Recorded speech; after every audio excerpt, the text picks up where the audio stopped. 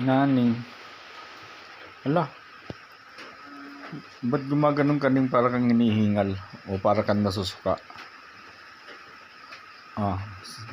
Nandito ka lang naman maghapon. Ano pangalan mo ning? Ang pangalan mo Sinchik. Kasi singkit yung mata mo.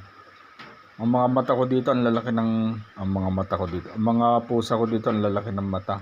Yung mga kapatid mo tsaka anak mo. Ikaw lang yung maliit ang mata. Kaya tinawag kitang Inchik. Nananing.